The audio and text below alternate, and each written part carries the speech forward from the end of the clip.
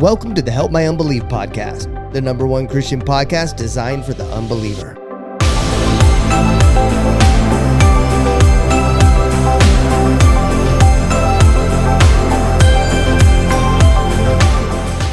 Episode 52, boys. We're here. 1 year. 1 full year of doing this. We've done...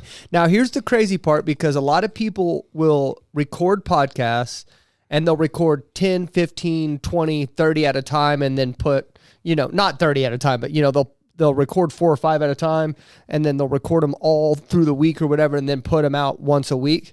We literally, every single Wednesday for the last 52 weeks have been here. Happy birthday to us. Tú tienes un año. La Help My Unbelief podcast.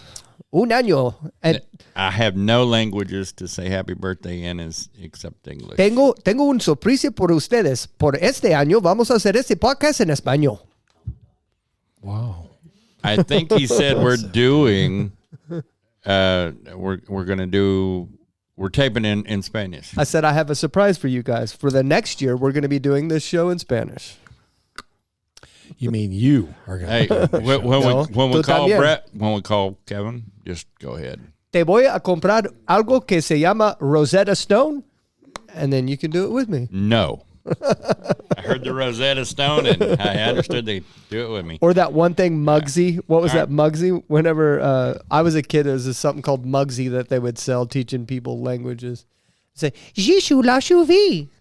It was French. Muggsy, dude. They have Duolingo now. What? Duolingo. Yep. That means 2 languages. Yep. Okay, so I'm hearing you. we've got a couple things. So episode 52, this is going to be a special episode. What this episode's going to be is we're not having any guests on. We may call a few people to talk to some of our old guests, just people that we talk. I talk to a lot of the old guests, but we're going to call a few in particular that we talk to still and just talk to them for a few minutes, all that stuff. And then we're going to talk about, because you guys don't really get to hear what this show has been to us. Like we always focus on the guests and stuff like that.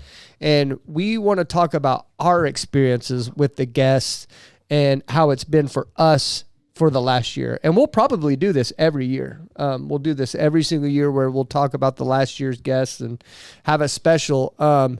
And so, but I want to, I know because the camera angles are usually a little tight, you can't see this, but we're going to flip to our camera angle that you don't get to see very often.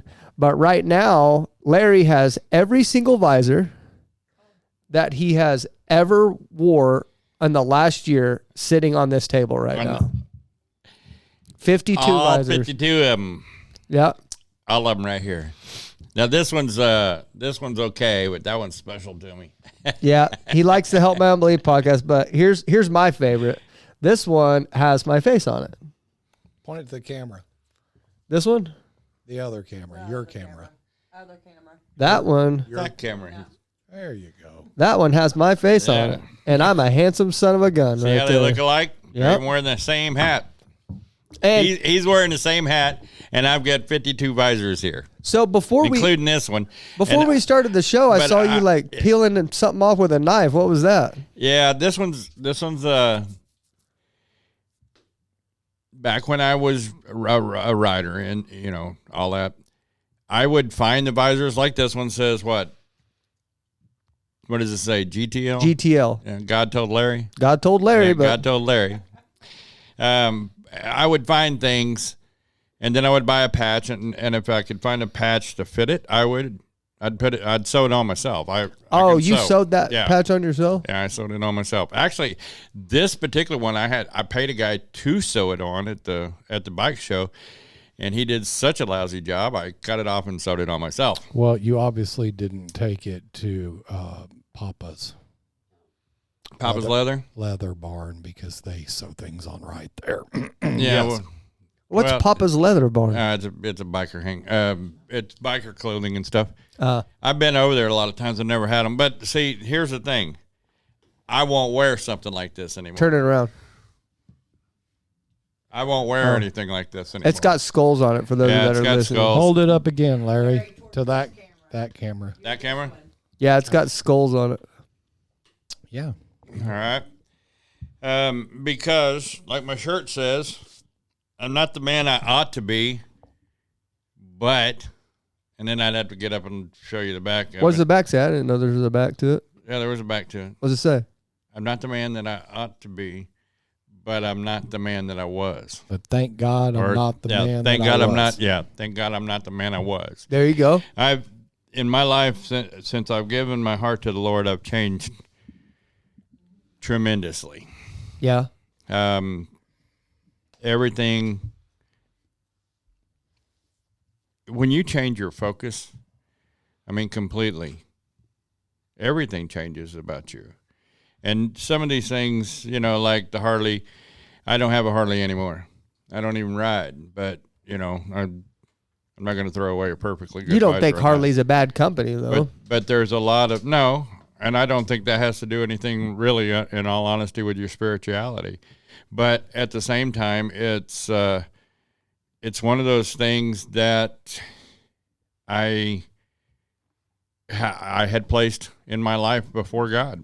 Yeah. Even when I was coming to church, you know, it was still, I was focused on the bike.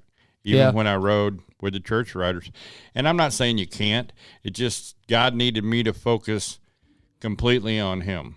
And he stripped away a lot of the stuff that I had highly valued.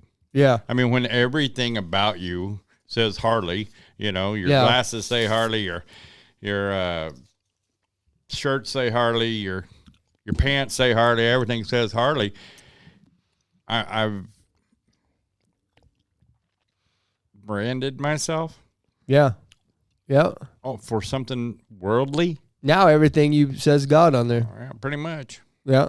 I try. That's good, man. I do it on purpose. Because this is the conversation starter. You know, I mean, they may not all, but I do see people looking at them, and when they look and then they read, I get a lot of, hey, man, I like that. Get to talk to them. Or what does that mean? I get to talk to them. It's just a way of opening up a conversation with them. Yeah. I wanted to talk to Mark for a second about something. Like, one of my favorite moments on this show the last year, by the way, was me and Mark didn't really know each other. Like, me and Mark have only we met each other here in this room. Right. Right? Yeah. Like, so, That's true. like, Mark just came in. Larry had called Mark, and because I'm relatively inexperienced in the whole aspect of like production, you know, but I'm experienced in like podcasting, but as far as production stuff like that. And so Larry had called Mark. They had been friends before they go to a Bible study together, still to this day at Victory Church. Yep. And he called Mark, and I guess Mark was just like, well, I'll stop by and while you guys are shooting one of your episodes, which it was like in the very beginning, it was like episode 4 or 5 or something like that, wasn't it? Mm-hmm. It's like in the very beginning. Were you here for Kevin? Were you here for Bo? Larry, I couldn't recall what I did last week. I know. My brain's damaged, I know he was here. Yeah, I think I was here. I was here for Bo. Okay, if you were here for Bo, then Kevin was the next week. I know he was here by episode 8. I know that because that's where I'm going to go to here in a minute. So was it episode 8? No, Bo was episode 4. No, I'm talking about what's coming up. Oh yeah, it had to do with episode 8.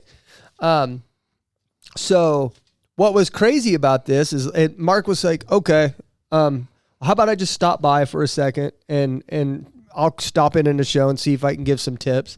And you did. And then the next thing you know, he's coming every week and says, hey, I feel God led me to be here with you guys. And I was like, okay, cool. And which at the time it was like, well, that's crazy. We're getting like I didn't even know, you didn't tell me that you produce for like I thought it was something you did back in the day. Right. And I didn't know you had still done like production for these big name companies and stuff like that. I found that out later. It was just all been so kind of fast for me, you know? And then I started kind of learning more about you because really when me and Larry decided to start this thing, we talked about having atheists on, like atheist and agnostic. And we were going in the direction of like a Christian apologetics podcast. I was reading Christian apologetics books and we were going in that direction. We were just gonna approach Christian apologetics differently. And I had a conversation with God. I said, God, this isn't me. Right. I can't do this. It made me sick to my stomach. I didn't enjoy it. And it's just, that's not in my personality at all. And that's when God said, do it Zach's way then. Do it Zach's way. Okay, cool. Well, I didn't discuss it with you guys or anything whenever witches and Satanists and stuff like that started popping on. And it's not one of my favorite moments, but one of the moments where I kind of learned a little bit about you is whenever I said we were going to have a Luciferian on the show. Mm-hmm. And I remember you were walking right there in this very room. You were walking this way and you stopped dead in your tracks and you turned around and looked at me and you were like, excuse me? And I thought Mark was done right there. I thought you were going to walk out. But you had been down that path before. You'd come close to that before. Yeah. And you had experiences that you had to dig yourself out of that.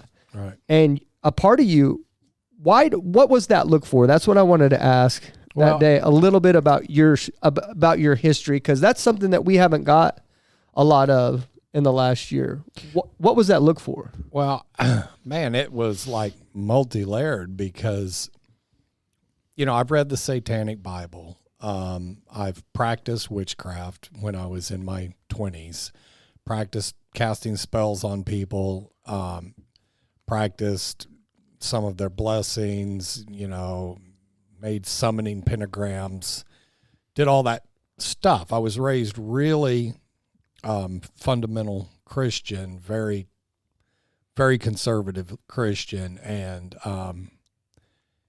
that's what's so weird about this podcast. That reaction, and I wanted to go more into what this podcast has done for me, but that reaction was twofold. It was one of been there, done that, that's empty, but then also the way I was upbringing, but then to the depths that I've got to, the loss of control with some substance abuse in my life, just so many things spinning out of control, and the multi-year effort to bring myself up out of that darkness.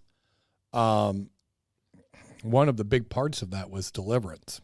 Yeah. And deliverance talks about, they're very heavy into spiritual oppression and how we can open gates. And, it was there that I learned that the music of my youth was, I was singing spells over myself. Not to mention cooperating in the very religion, the hidden occult, the religion of Satan. And so I have gone through a big, long process of putting all of that, walking away from it years ago. I mean, decades ago.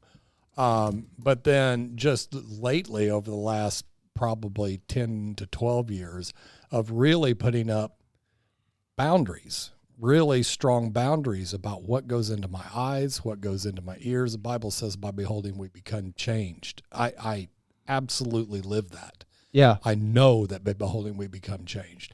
So anyway, I don't listen to the 80s high hair music I used to. Yeah. I don't sing those songs. I can't even hardly watch much secular television anymore because it's rife with demonic imagery. And so when you said that, my spirit said protect. Do you remember what you, like, I could tell you were like borderline upset, like almost mad. I could tell you were almost mad. And I remember you asked me a question and I knew that I was either going to, my response, you were either going to be gone or you were going to be here after that. You said, what's the goal here? Right. You said, what are we doing? Like, is this, you wanted to know if this was me putting on crazy like Jerry Springer type stuff, right? Or you wanted to know what the goal was. I said, listen, I really feel like these people deserve to be reached out to. Nobody else is doing it. Nobody's trying to reach these people. Everybody's scared of them. I am too. It scares me too. I don't like it either, but God's kind of leading me in this direction inadvertently. It wasn't something that I was exactly. Go listen to how I talked in the first couple episodes. Like, I was like talking to hookers, prostitutes, like all these people, but you can listen to me. Like, I did not plan for us to be talking to witches, Satanists, and all this group of people either. This is We thought we were going to talk to the lost, yeah not the oppressed. the Well, yeah, but that's what it felt like to me is, okay, so we're going to open our ears to the enemy camp. yeah And what it's turned out to be is something completely different than that. none of us could see where it was going. My heart is so wide open with empathy towards these folk, and also a sense of kindredship and fellowship with them, brotherhood. I mean, I can't come into alignment with their beliefs, but I can relate because almost 90% of them are church hurt like I was, children of God, lost souls, and religion, the systemic religious system was the one that drove them out. And then, you know, there's other reasons why they stay out. For me, I had to do a lot with pride and arrogance that I had to work on on myself and becoming right-sized again. And then a true relationship with God by reading his word and not a one-on-one relationship with him, you know? Yeah. But it's been like therapy for me. Yeah. It's really opened my eyes to, and that's why I relate to so many of them, because I was like, I remember that. I don't judge you for that. I remember that. I remember thinking those exact same things. Yeah. You know, and saying, because the world wants you to believe, and which I believe that Satan has a hand in that, to where, I mean, because I remember that first episode in episode 8 when we had with Dan, and I've talked about this in other podcasts that I've done, but I don't know if I've ever talked about this here, but I was tripping out. Well, yeah, I did talk about it here because at the end of that show, I seriously was thinking about not doing this anymore. Like, I was like, I don't know if I want to do this. I was I remember every one of y'all, you know, the looks on your faces, and even you mentioned that the air went out of the room when he did that candle. When he did the candle ritual. Well, and if you guys, I don't know if I've talked about this on the show, but I think the guys in here know this. But if you'll go back and watch the video real closely, I think someone in here gave me a bookmark. Larry gave me a bookmark with the Armor of God Bible verse on it. And when he started doing that like ritual thing, I grabbed it and I put it under my shirt. Wow. I was so spooked during that. I put that Bible verse while he started. I was so freaked out and scared, and I was so nervous that I put that that bookmark under my shirt. Wow. And I'll tell you this, and I'll go into a little bit how this show makes me feel. I still feel that uncomfortable every time people always ask me in church here, they'll ask me in DMs and stuff like that. They'll be like, man, you're always fidgeting with something. You're chewing a million pieces of gum. You're always swiping stuff that's not there off the table. Oh, really? They're like, man. Who's telling you, really? Yeah. Yeah, I hear that quite a bit. I just heard it just now again. Just now I heard it. But people always say that. They're like, man, you chew a bunch of gum. Or, man, you're really picking at stuff and pushing stuff off the table a lot and stuff like that. I'm uncomfortable. This makes me uncomfortable. You know, like this show makes me uncomfortable, man, because we're literally facing adversity every single week that we come on here. It's apostasy. And it's hard as growing up Christian. You know, in my head, it's like, you got to correct this. You got to correct your brother. You got to pull him back into alignment with the one true God. And we've done ourselves a catch-22. That's what God and the Bible tells me to do. That's my job. Yet our podcast charter says that's not what we do. Yeah. So you have to fight against that. And then I think that's where this whole idea of why are we doing this comes back into play again, because I like, you know, from what was pounded in me growing up, it's like I'm coming into alignment and agreement with them. But what I've realized over these podcasts is no, I'm not. We're being kind to them, and we're validating their feelings. Yeah. Their feelings are valid. Tamra, anybody would have those kinds of feelings that have gone through what some of these people have gone through. Tamra sent a message to Eric the other day, and Eric sent it to me. Tomorrow? Tomorrow, yeah, sorry. And she said that Eric told her that how we treated him and how we listened and just so our kindness and empathy was he got more out of that than any Bible verse he had ever read or anything else like that, which we're definitely not putting ourselves above the Bible. I want to make that clear. And then Tamara said that around the same lines that how we showed her love and that everybody cried in here, said that no preachers ever showed her that kind of kindness and empathy before in her life. So whether we are or aren't doing anything to bring, because I've been completely honest on here. I'm not trying to be sly, slick, or undercover. The goal of this podcast is to get people to know Jesus, the real Jesus, not me, not Zach, not Larry, not Mark, but Jesus, right? That's the goal of this show. I'm not being slick or sly about it, but I just think the way that Christians are going about it, it's like, you're either going to believe now or I'm going to call you a lost sheep and that you're have fun in hell and I'm walking that way. And that's just not the way it's working anymore. It's not the way it's working. If you want people to listen to what you have to say, then you have to listen to them. Got to listen to what they've got to say. And that's what we're doing. And I think that's what we're doing is we're listening to people. And then whenever I ask you to listen to us, then I've already have hours of proof that you can go back to that I'm willing to listen to you. And we've all done that. We've all sit here closed-lipped and listened to a lot of things that made us uncomfortable in order for maybe they would listen to us. We're not asking you to convert.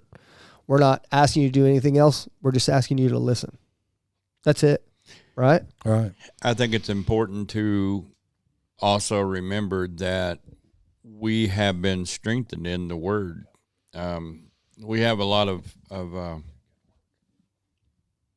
fan base from the church that's a little bit older, and some of them came to us with a few concerns. And I remember when you were a little dark for a while. Me? Mm-hmm. When you were in those rooms listening to and trying to find guests and oh yeah, you kept talking about the oppression that you felt. I still do. And I still go through that sometimes. But it is, I think in the beginning, I don't think your armor was actually strong enough. I think that if God would not have protected you in those particular instances, you probably would have bailed already.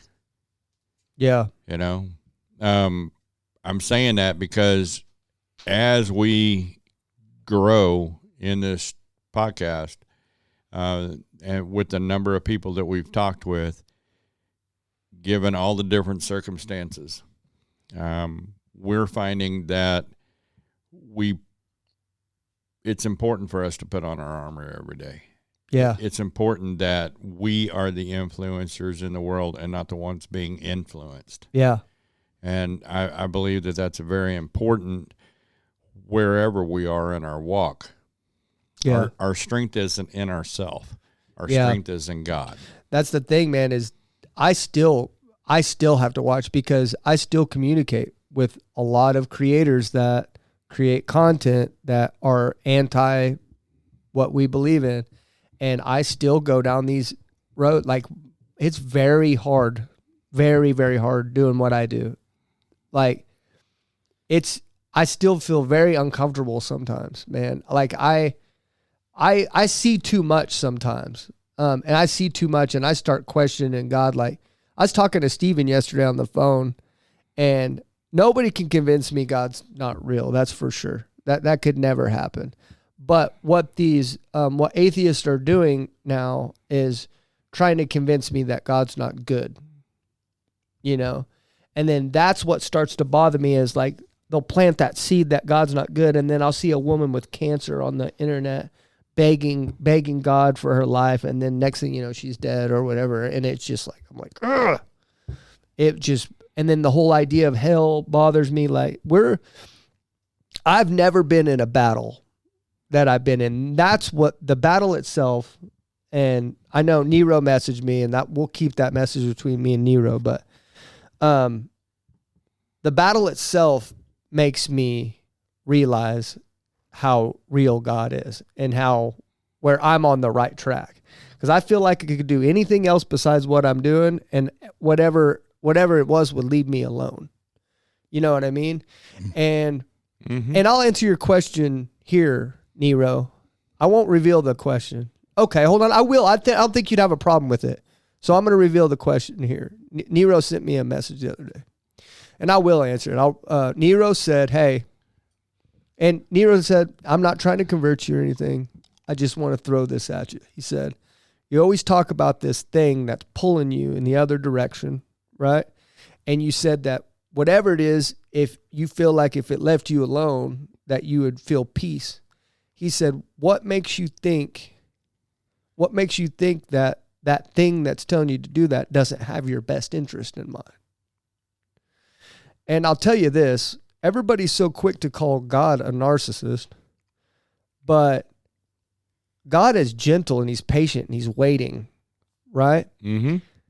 A narcissist is something that would leave you alone once they got what they want.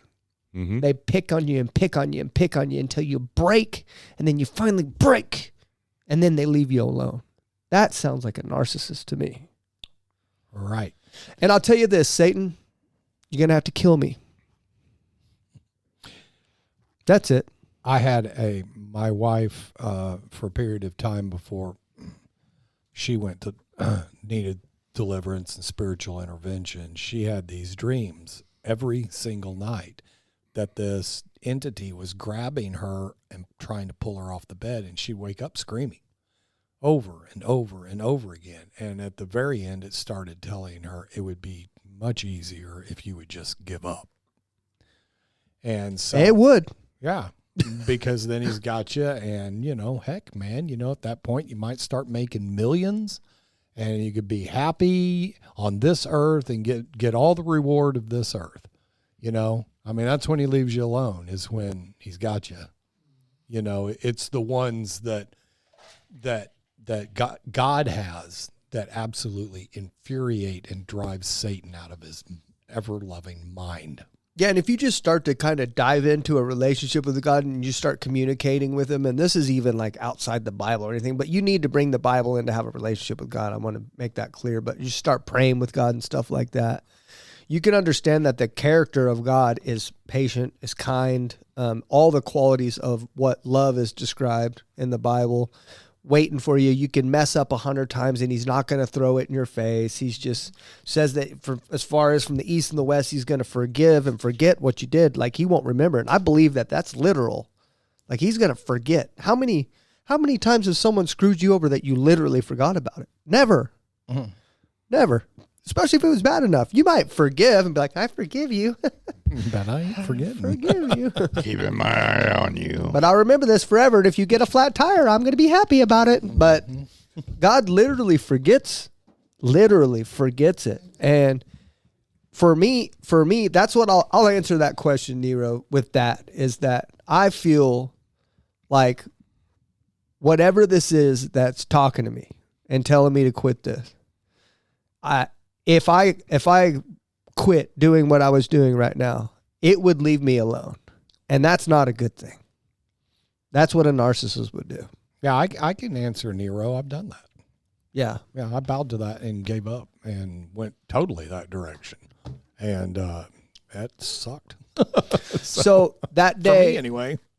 That day after you heard Dan, that first Satanist, and then we kind of went into the witchcraft and stuff. And then by the time Jess was here, Jess, which is a lot of people's favorite guest, and I did talk to Jess and see if she wanted to come on and talk to us today. But I'm not going to reveal but Jess is going through some things right now, and she said prayers would be welcome for what she's going through. But Jess is not going to be coming on today. So let's all wish Jess well, and she needs prayers. But by Jess, you were like, that's really brought our humanity into seeing what, like, we tied someone that we actually love to witchcraft. What did Jess's episode do for you as a human being and experiencing like witches, Larry? What'd that do for you? That would be more than likely as a known witch, that would be the closest one I ever got to. Yeah. You know, I found out later on that there have been a few people in my life that did the witchcraft stuff on the side. Oh, you found I didn't it know like about it. you found out after you talked to Jess. You found out somebody. Well, I suspected, but I got some answers. Well, that's cool. They felt comfortable enough to come and tell you. No, they didn't. It came at me from a different angle. Oh, Just verification. Gotcha. Okay. Verification came. But I mean, in all honesty, you know, I have the church mentality. I was raised in church. That was a definite no. You know, I wouldn't even have considered doing something like that. The church you were raised in, it wouldn't have tolerated witches coming into the church. Dude, you're talking about Pentecostal. No, heck no. Well, we're but no. we're And you're talking about the Pentecostal. 60s and 70s. No. Right. We're Pentecostal. We're considered Pentecostal, this church. And one of the most uncomfortable times in my entire life was when Jess, the witch, she's a pagan witch, and she's from like episode 9 or something. I can't remember. Maybe 14. I can't remember. Hand me that and I'll find out real quick. Here, I'll tell you. I know where it's at on your phone too. Hold on. But Jess, actually, she came to church here. And just like us, we always have our, well, I don't have it out today, but we always have our Christian necklaces out. Mm-hmm.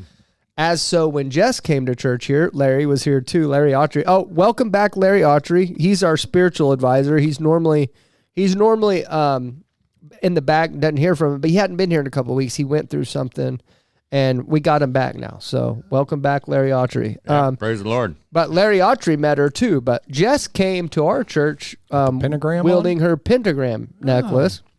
And that was back in the early days whenever I really felt like almost felt like our guests are like my kids almost in a weird way. And a lot of them are older than me. I get that, but they're like my babies. You know what I mean? I want to protect them and I want to keep them in this little bubble and make sure everybody treats them right and stuff like that. And yeah, she kind of was like a little sister to me as many times as we talked. Yeah.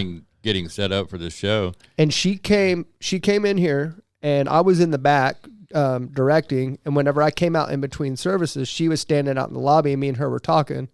I look over and I see Pastor Kevin. Pastor Kevin darts his eyes over, which Larry had already warned him that she was coming. And it's not that I didn't trust Pastor Kevin, because I do. Like Pastor Kevin, I didn't warn him, I informed him. Yeah, but Pastor Kevin has told stories about going into satanic temples before and converting a guy right there on the spot. So he has far more experience in this than me. But I remember he looked over and he put his eyes on Jess, and I was like, oh no, he's coming over here.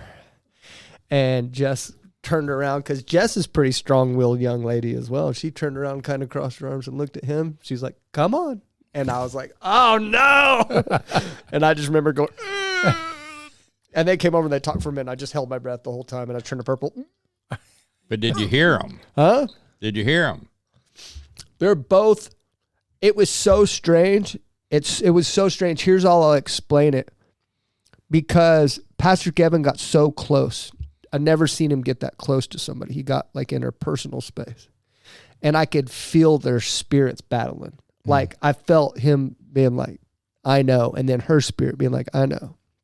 And it was just like, it was very tense. It was a very tense situation. Like Pastor Kevin was not afraid and Jess was not afraid.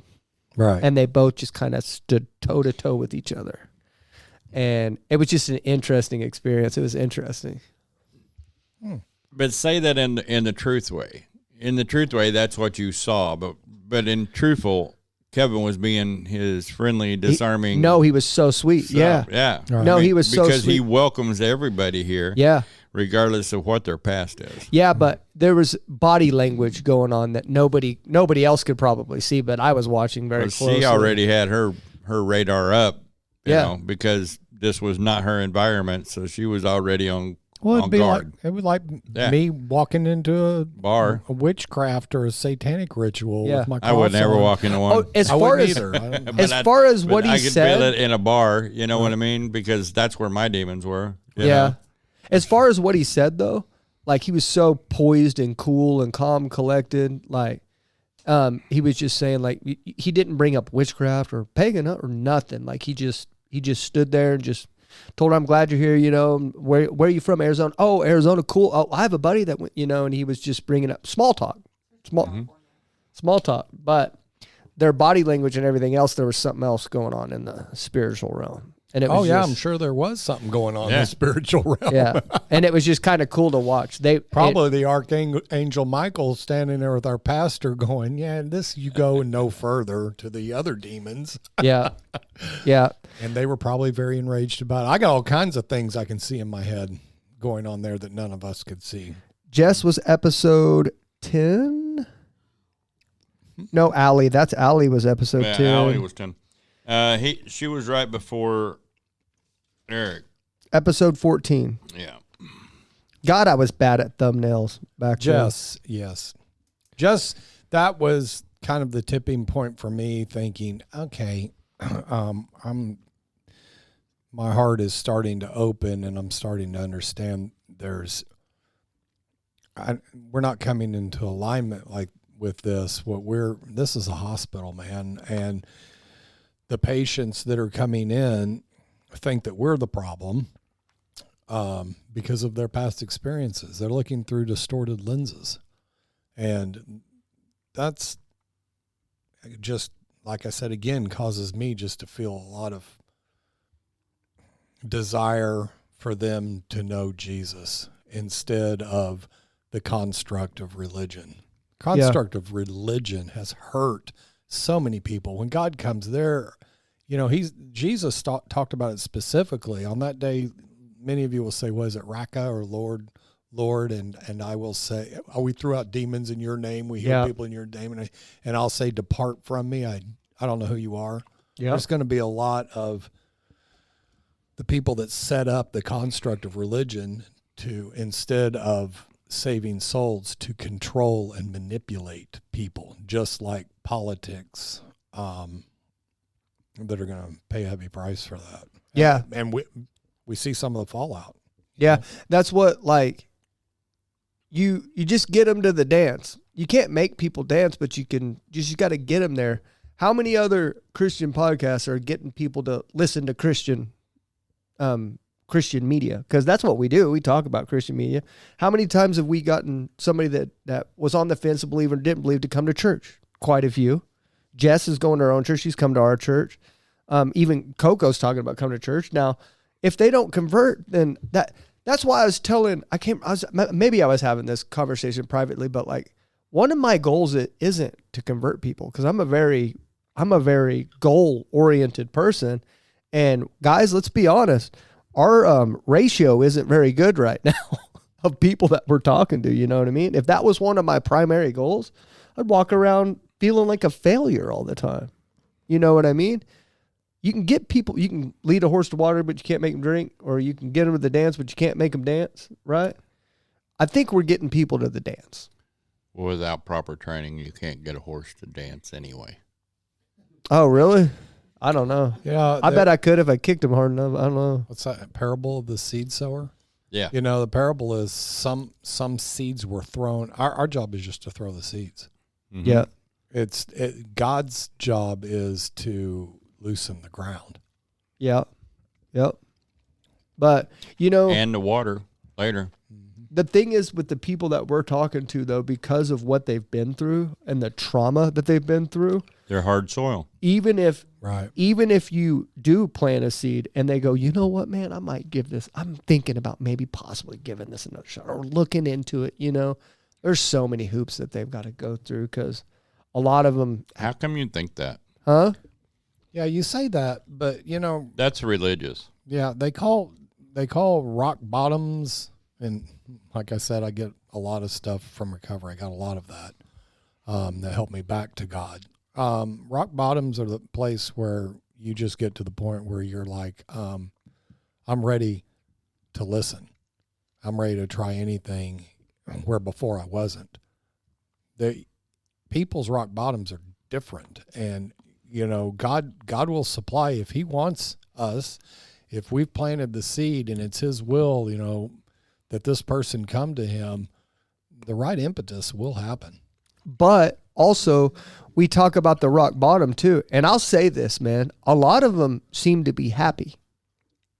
Right. And I believe them. At this point, yeah. So I was happy in the bar. Yeah. Because Okay, now, we started I this. really wasn't happy because I didn't have happiness. I had anger, but I had lesser degrees of anger while I was in the bar. You were properly tranquilized. while. You were properly tranquilized. I was properly medicated, and then it stopped working. If I was Eventually, drunk, it if I all was drunk and stops had a pull working. stick in my hand, yeah. I But was that's what I'm happy. saying. Like, I don't think a rock bottom's coming for these people. They seem happy. You see what I'm saying? Like, Right. maybe that's why I view this differently than like someone that's like a drug addict or somebody that's spiraling out of control or searching. You know, I look at this differently. Like I have no reason not to believe them that they're not happy. The people that we talk to, I'm sure a couple of them are maybe full of crap, right? Because I mean, chances of just law in general is, I mean, you get 10 people in a room, there's going to be one of them that's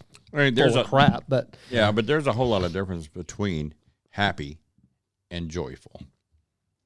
Joyful comes from the Lord. yeah, I don't know what that is, but hopefully someday I will. Joyful is what makes me on Sunday morning just energized and happy to see people. And you don't understand. I didn't like people. I didn't have, if I would have stayed in the same mindset that I was, I'd come in. I'd be that guy that'd come in, listen to the sermon, come in just after the praise and worship, listen to the sermon, and then slip out during benediction so I didn't have to say anything to anybody. And if anybody said anything to me, I'd be, hi. Was it because you were nervous or you just didn't like No, he people? didn't like people. Nervous. Dude, have you Larry? you've never seen anything about me being nervous, brother? Well, I don't know. That's what I'm saying. Like I don't don't know who you were then. I have been so nervous that my hair is wet and my armpits are literally like they got faucets on both sides, and my socks are wet because it's running down all the way down. And you would never know that. Oh, you could hide it. You could hide it well. I didn't have an option. I mean, I was a terrified little rabbit in a lion's body. Yeah. Okay. A megalomaniac with an inferiority complex. Yeah, definitely. I know. Oxymoron walking right there. Okay. I want to do Yeah. something real quick. I want to call your brother. Did he send us a text? I have calls at 3 and 4. We can catch up later. Oh. He said he was free, but then we missed it. He has calls at 3 and 4, so we What time missed is it. it right now? 2:53.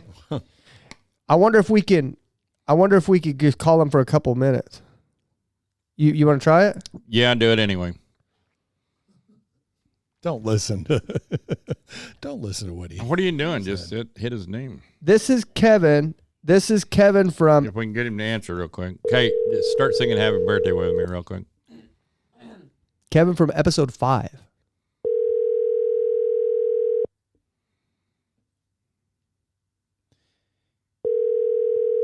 He said You've overrun the last boundary with this man, Larry. He's had it. He's looking at his phone going, I told him. 3 o'clock. I'm not answering. well, we're 6 minutes early. Oh, yeah. Right. When has Larry called and it All right, well, we tried. made a 6-minute phone Right, call? That's right. what he's thinking. Then I have called him and said, hey, man, this is Short and happening. sweet. Okay, hey. Oh, Yeah, no, man, he's my brother. right. I don't have to talk to him long. Yeah. He said all there is to say a long time ago. Now, I will drag a conversation when I start feeling my kids get a little uncomfortable about things. And my oldest granddaughter doesn't really talk. She is like super quiet, super shy. So not me, you know. That's how Kinsley is when she's talking to like my parents and stuff. She's like, "Hi, Yeah, good. yeah. How's school? Great." Got to ask questions to get the crappy answers, right? Yeah. And the other day, instead of calling her mom's phone, I say the other day, and my wife will remind me that the other day to you is, That's how I am. 6 months ago. That could have been 3 months ago. Yeah. Yeah, it could have been. Anyway, I called her and I was like, she answered her mom's phone, I think it was. And I guess her mom was busy driving or something. So we just started talking and she actually talked to me, like had a conversation. My mind was blown. I got off the phone and I'm looking at it going, wow, I mean, like really, wow. I mean, she's 16, but still, that's the most I've ever talked to her at one time, even if I was in the room with her. Oh, here he is, Kevin. Kevin Barnard. Kevin. Just sent you that note, so well, I got 5 minutes. We apologize, sir, but hey, are you ready? Happy birthday to you. Happy birthday to you. Happy birthday, dear Kevin. 60 years old today. Yeah. Well, thank you. Yeah, old man. Definitely an old man now. Yeah, and you're my younger brother. Think that through. We're doing our year. Your birthday lined up with our year birthday. How about that? Oh, really? Yeah. Wow. It's been 1 year today that we've been doing this podcast, and you were on episode 5, way back in the beginning.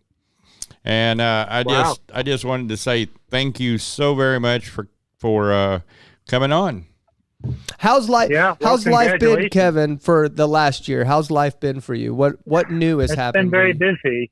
When you get up in years, time goes by really quickly, and then you're like, oh my goodness, is it already 2020? No, you're almost done with 2023. Yeah, it's just too fast. Yep. Larry wants to know if you've converted to Christianity yet. No, not yet. But certainly trying to live the life I'm supposed to. So. There you go. There you go, man. It's good. It's good talking to you for sure and hearing your voice. Unfortunately, we won't keep you because we know you got another call coming in. And have you got the notification on the family Christmas party?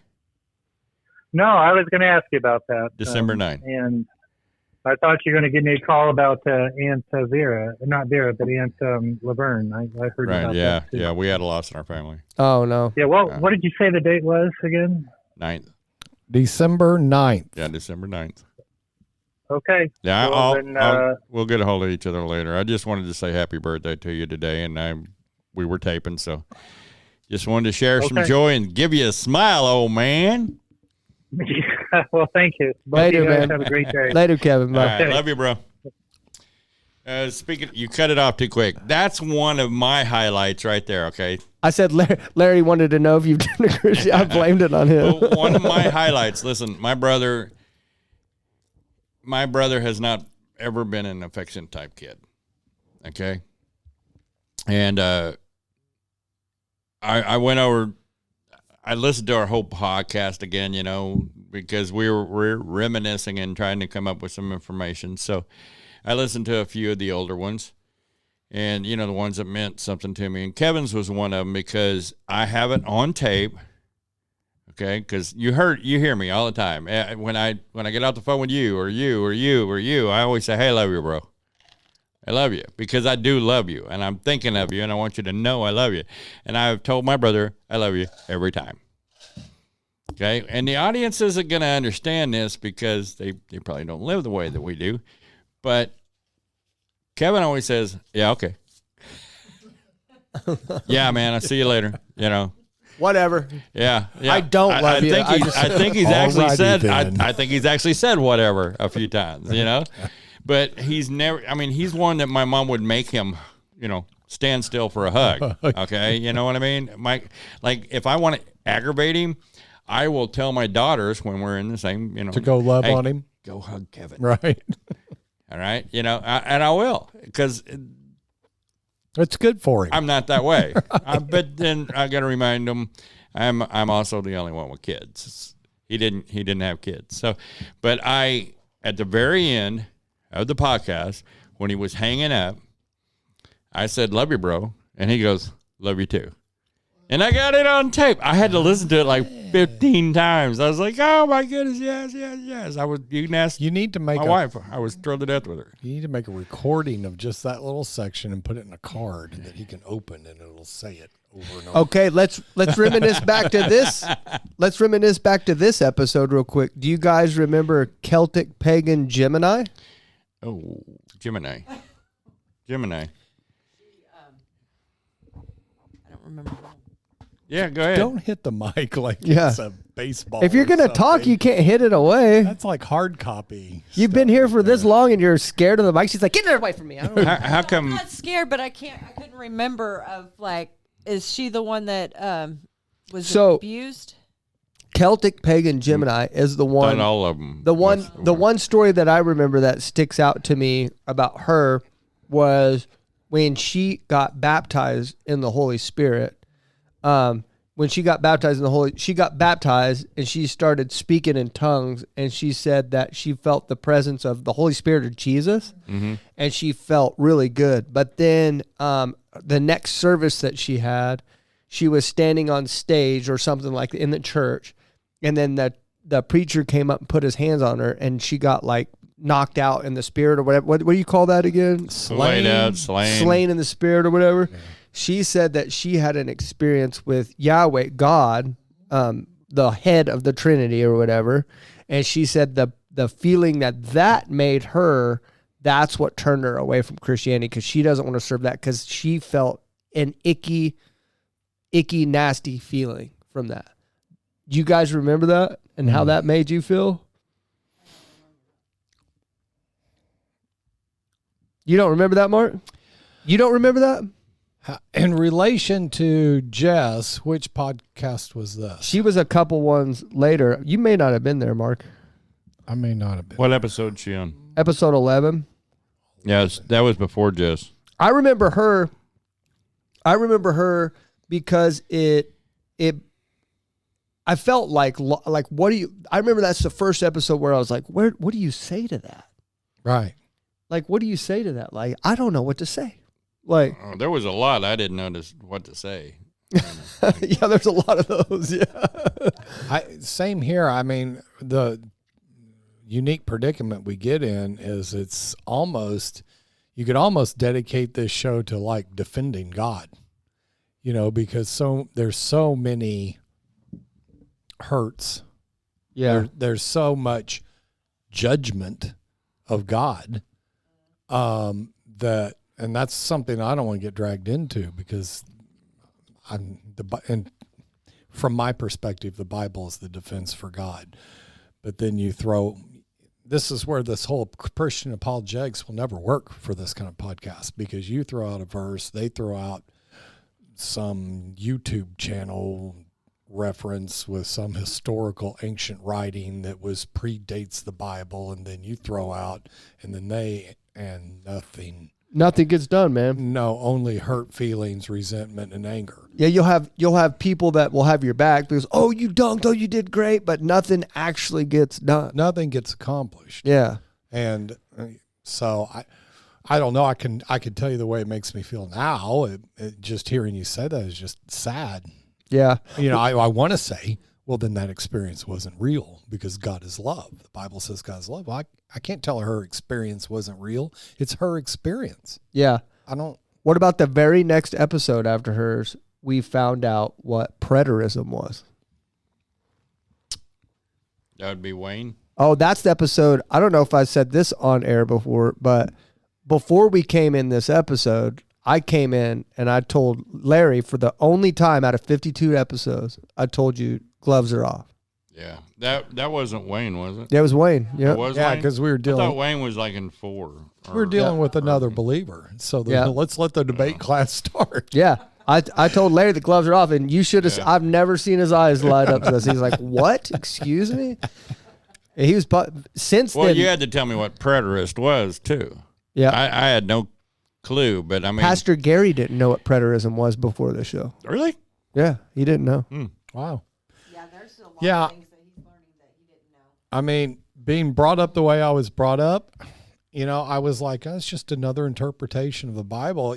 So much of that prophetic stuff, people hang their hats on so many different events. And I just kept thinking, what was the end of that? So we're living in the kingdom of God now, right? But it's not actually in existence. This thing will keep happening when we die is when we either He get wasn't sent being clear heaven about or- what happens at the to end. heaven or hell. He wasn't being clear about what happens at the end. 'Cause We he would was ask wrong. direct questions, and he wasn't being clear. He still messages me, and it's got to get to the point where I'd stop responding. He's the only one I won't respond to sometimes because he wants to come back on the show bad. He's a doctor, Oh, really? and he wants to come back on the show bad. And I just don't see a point in having the same guy where we talk about like the same thing again. Like I know what preterism is. Now, I wouldn't mind having a different preterist on Well, from we a did different have a angle. different preterist on. Yeah. We had a full preterist. Well, And he was in episode 21. His name was Joshua, and that was when we invited Pastor Gary in the first time. Here's what I can say about that. Why would we want to do that? Preterists are already saved. They believe in Jesus, right? Well, I mean, yeah, I hope believe so. Jesus Are died for they? sin. Are they? Saved? No, there's a lot of preterists. They're following no, a false doctrine. That No. are not Christians? No, hold on. Wayne tells you that you don't need Jesus anymore, that he already fulfilled it. And that's the preterist Josh that we talked to says you don't need Jesus anymore. Jesus came for the Jews, and that he came for the Jews, and then that's it. You're done. Like what Jesus' work is done. Now you can just go directly to Father. Don't worry about Jesus. Well, that That's what they say. They say, don't worry about Jesus. You don't need him. Okay, then I guess there's a reason to have a preterist on again because they Right, are yeah. unbelievers. just Yeah. Yeah.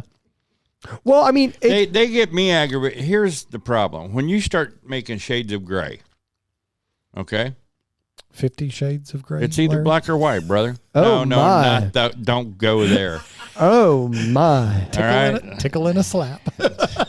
Good grief, Larry. Okay, you just got us a different rating. Thanks. So it's my job, Okay, kind of. okay. Here's the thing: it's either black or white. Right. You're in, you're out. I mean there is the Bible tells you get out the fence. Mm-hmm. All right, either be or you're not, and if you're on the fence, you're not. Right. Poop or get Okay, off if the you pot. if you have any doubt. So when Poop you or get off the start pot. the aggravation comes when you start shading what you think, and you think it doesn't actually have to be this. It only has to be this far in. No, that's not right. That's a false doctrine. And we have plenty of churches out there that preach a false doctrine. And you can say denomination, you can say doctrine, you can say, I read a King James Version Bible, and that's Okay, so this is a the really wrong thing because it was printed by King James in the 1600s or 1500s. This is a really good question then, as fellow believers. At what point does a doctrine become false? Well, I mean, When it obviously, strays away from the word. obviously he's Period. telling people to go away from Jesus. Like, so if it points away, does it point to Christ or does it point away from Christ? You know? Yeah, because see, here's the problem. There's a lot of denominations that'll fight to the death, saying that the other denomination is going away from the word. Well, And this is a good part of the segue problem. to go into the next episode because here's an episode 13 right after Preterist Wayne. Mm-hmm. We talked to Aubrey, which was a former Satanist, but now she's a Universalist. She believes Yeah, see, I didn't know everyone's what saved that no meant. matter what. You may not have been here for that But you one. don't have to accept it. All you have to do, it already happened, and therefore She all said of that us Jesus are saved. came. Doesn't matter what you came to save the world. I've been trying to get another Universalist on ever since her, and they are very hard to. That's because they're hard to find. But They want to live in the gray. There again, just like I said, Universalists they want to live in believe the gray. that, like everyone, Luciferians, everyone's saved no matter what. Everyone, and You gotta not, dismiss a whole lot of the Bible to there's not agree with that. there's no hell. Obviously, there's no hell with Universalism and stuff like that. But except for like Satan and his angels or whatever. But yeah, everyone, no matter what you believe in, you go in heaven no matter what. Crazy, huh? Different. And I've been trying to get Universalists on, but yeah, where do you stand with that? Does someone that believe in that go to heaven? Because they're obviously misleading people. Well, here's what the Bible says. And there's a lot of people that say, "Hey, Lord, how come I can't come in?" And Jesus says, "Well, I don't know you." And he says, "Well, wait a minute. I cast out demons in your name, and I spread the word and all this, but I never knew you." But why would you cast out a demon never knew if you? That person's just going to go to heaven anyway? Actually, I'm trying to remember if it's the clip that I sent you or not, but there are pastors. I'm trying to think because I saw a clip or a movie or something, and this stuck with me. If you're out there doing it for your own personal benefit, okay, your own personal benefit, then you're not true. You're not truly following God. I have talked to people that, hey, I want to be a minister of a big church because they make money and blah, blah, blah, this, blah, blah, that. And every pastor I ever knew didn't really make all that much money. But the overall point of it was that they were doing it for their own benefit and their own profit and their own glory. Yeah. If you're not doing it for the glory of God, then you're in a falsehood. Yeah. And if you're in a falsehood, you're not going to be rewarded by Christ. Yeah. Yep, I know. Okay, Jesus' name carries power. A sword will cut you no matter who's holding on to it. Okay, you remember in the next episode, episode 15, we interviewed a guy named Agnostic Eric. Eric, you guys remember Eric? That dude's crazy. You know what? Let's call crazy. Eric. Let's call Eric. Yeah, I need to laugh at him.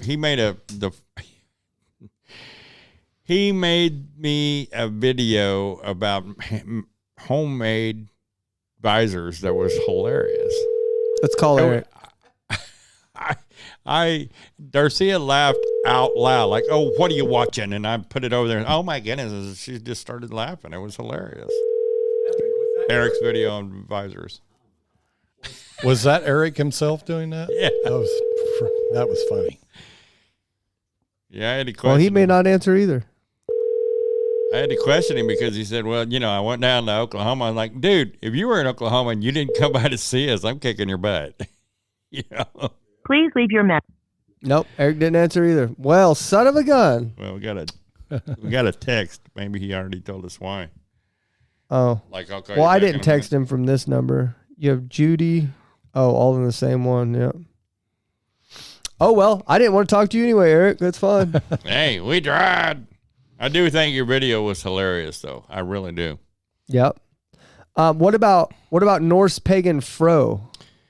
Yeah. Hey, I just saw his podcast the other day. Oh, you watched one of his podcasts? No, I watched a little clip of it. Oh, really? Yeah. I'm not a believer in the way he believes. But you expect people to listen to ours? Yeah, but I mean, it was a clip. Oh, gotcha. It was on TikTok and it was on a clip. I don't listen to. Here's the deal. And I went, "Oh, hey, wait a minute, that's Fro." I don't listen to podcasts. Period. I don't even listen to ours. Well, we watched ours last night. We watched ours last night. I don't see how you watch the same thing. Like you were here, Larry. You were live when it happened. Like you were here when the conversation happened. There are sometimes when I used to edit the show and I watched the whole thing. Man, I crack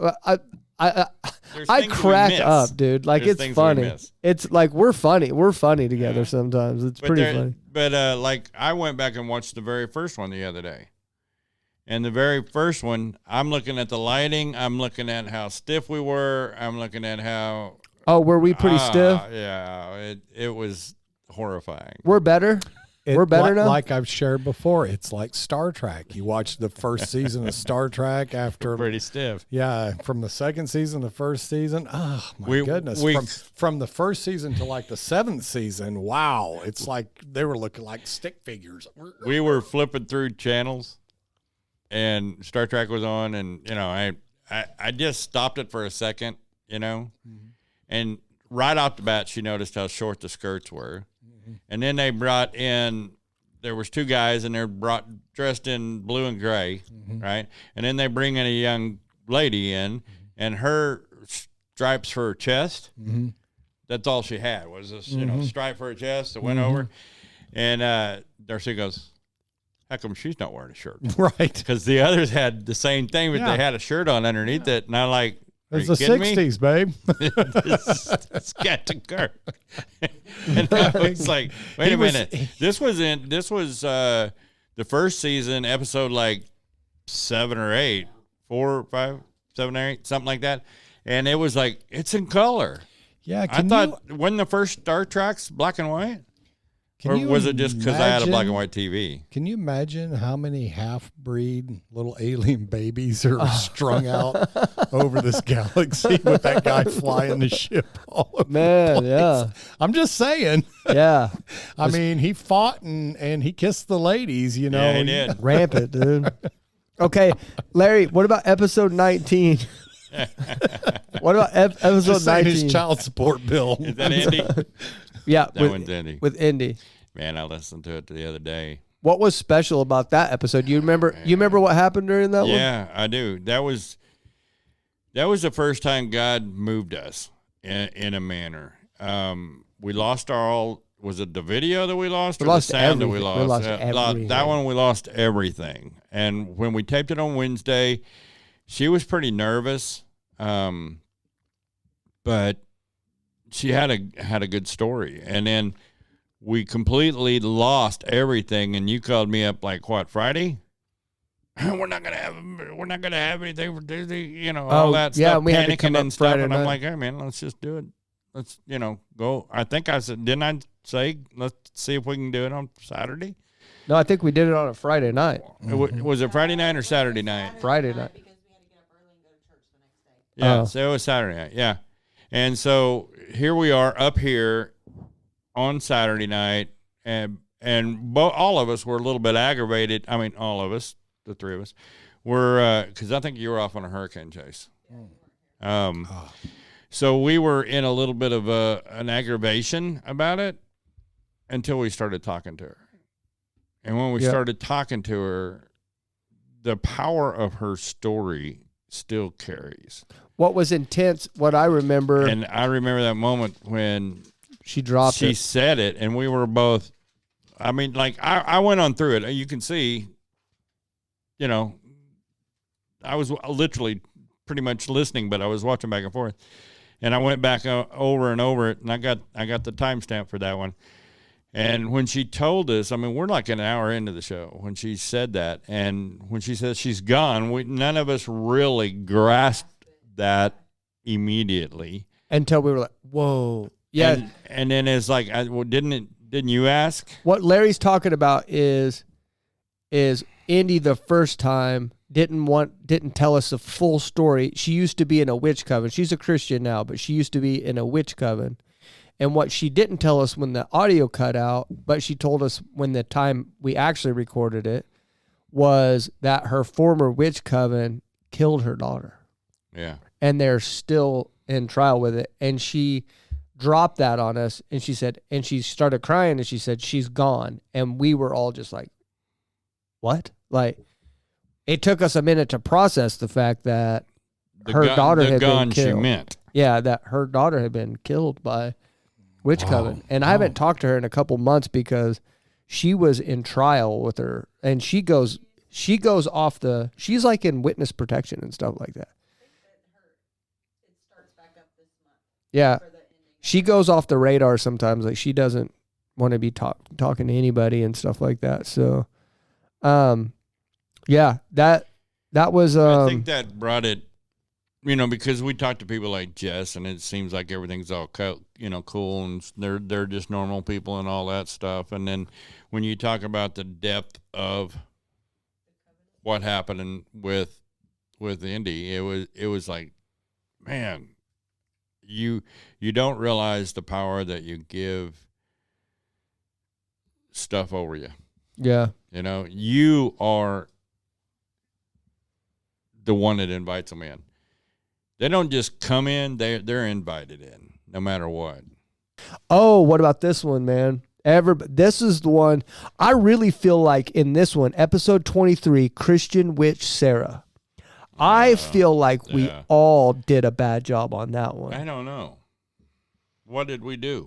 We didn't treat her like we treated everybody else. We did not treat Sarah the way we treated everyone else. Because she put that Christian on there, we were kind of a little more dismissive of her beliefs, and we were kind of like laughing about it more. And we were kind of like, oh, what? Like, I mean, there's one point where she said she worked with Lucifer, and I'm sitting here like bashing my head against my hand. Like, go back and watch that. Like, I was like, is this I was is, like, oh my God. This is the girl that was raised in a Catholic church and said there were a lot of Christians within the Catholic Church that had to, witches that had to keep quiet. Believe it or not. Yeah. Yeah, the Catholic Church openly recognized the herbs and stones. And she says Jesus isn't the only way to heaven, but she calls herself a Christian witch, but she practices witchcraft, and she said she even works with Lucifer. You know how all the witches say they work with people? She says she works with Lucifer, and that's whenever I bashed my hands in my head. I was like, oh my God, this is so stupid. She also said that the Old Testament is only a story for Jews. Yeah. We didn't treat her the same way we treat everybody else. We did not treat her. I feel bad about that one. I should probably reach out to her. Like, I feel bad about that one. That's the only one I personally feel bad about. Can I say this to all the unbelievers that are listening? One thing that and I want to ask you guys about it too. One thing that I've heard from them over and over again is these references to genocide, to a cruel, sadistic God who kills people and wipes out children.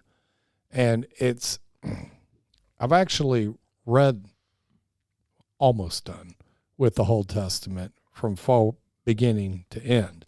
It's like whatever source of information they're getting that from, they're reading like 3 verses. And then they're making us great, grand assumptions, which, if you read just 3 verses in the one place where God's finally had enough, and he's told them the penalty of what's going to happen, and he does that, that looks really cruel, right? I just have a suggestion for if any of you guys are getting hung up on God's behavior in the Old Testament, do what I did. I committed to reading the Bible from the front to the back all the way through to my wife out loud. And I had a lot of the same preconceptions about God's Old Testament behavior myself. And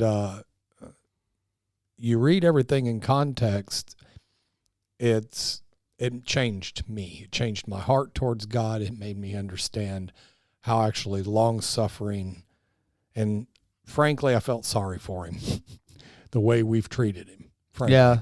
It's not him that's abused us. It's us that's abused him. It's definitely one way to look at it for sure. Like, it's definitely, yeah. Anyway, I just want to put that. Well, I mean, thanks for that. Just think of as a country, the people make the laws, or the lawmakers make the laws, whatever you want to say, and then you get arrested because you broke a law. You go before a judge who's supposed to deal out punishment for breaking that law. You whine and cry because you think you're the exception of why that happened. I only sped under excruciating or extenuating circumstances, right? But you're still guilty. Or he needed killing. Yeah. Well, I only did it because he pissed me off, right? What about episode 26? You remember that one off the top of your head? Off the top of my head, no. Former witch Haley.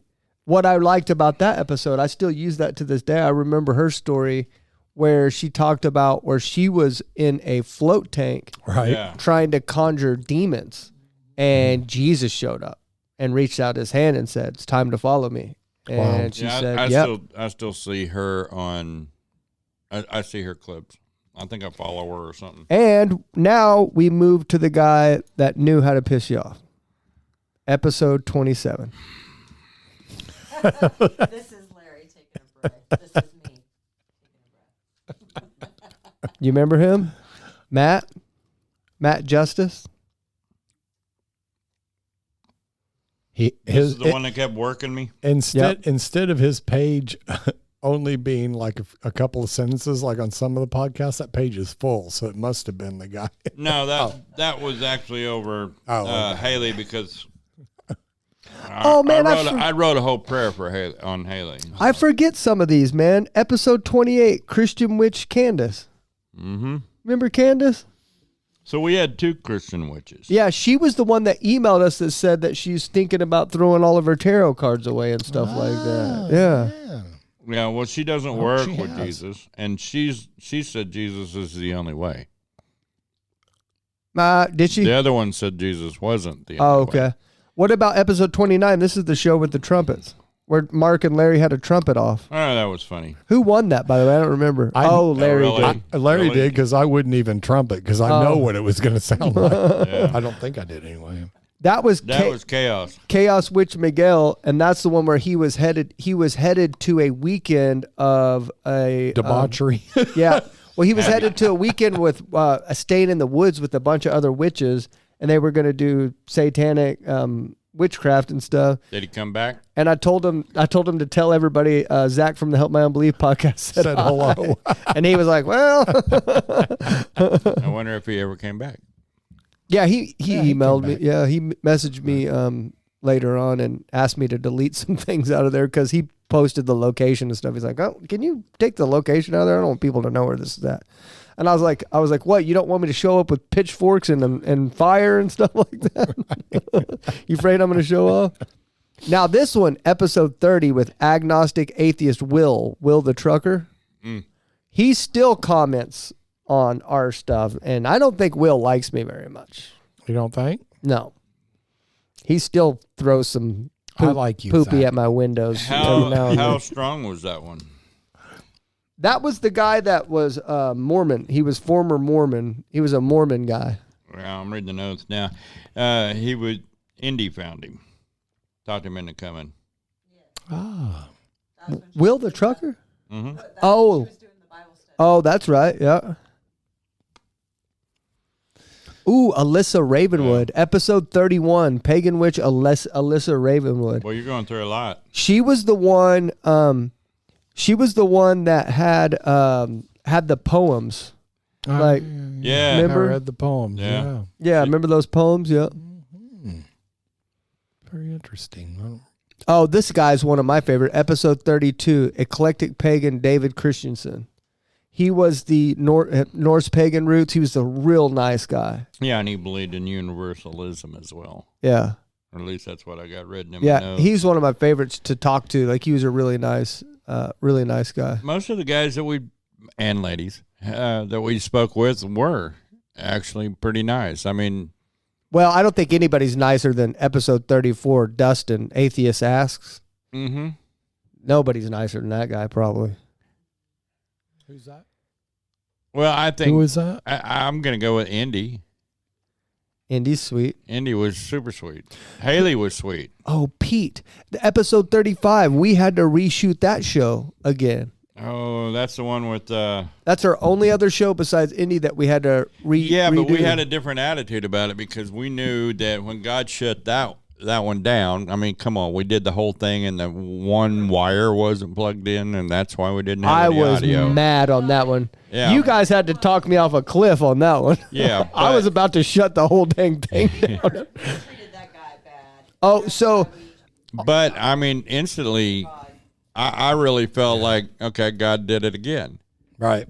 I mean, because I remembered with Indy. I did not think God did it again. I sat right out there in the lobby, and you guys had to come out. I was like, I'm done. We're not shooting this one again. We're going a week without an episode. I'm done. And then Mark's sitting there looking at me like this, and Larry is like, we've got to shoot an episode. We're not going into a week without an episode. Hey, you're the one that told me how this stuff works, and you said you can't get started and then cut weeks. Well, I can't have you holding me to my own words. I can't have that. It's infuriating. I know.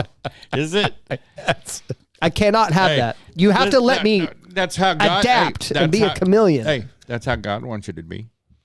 He wants me to be a chameleon? I'm good at that. No, God wants you to be the type of person that reminds him of his promises. It's not to remind God of his promises, but it is to remind you of his promises. Well, I'm glad you did, because we got Drew in here, who's a former atheist. Yes, and that went well. Since he was on the show, he got baptized. Yes. What?